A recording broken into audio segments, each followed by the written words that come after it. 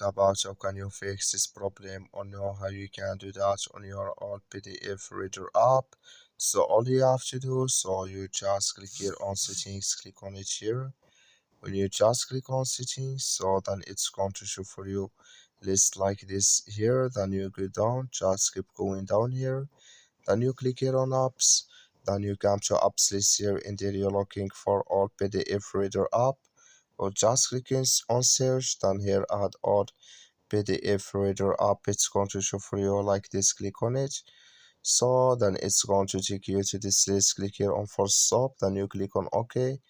Then you go down, just click here on storage, come to storage list here, just click on clear cache. Then all you have to do, so you just go to your plus or click on it here, then you search for PDF reader app. It's going to show for you like this. You will find here update, click on it and it's going to work with you. That's all you have to do. Thank you for watching. Don't forget to support us by liking.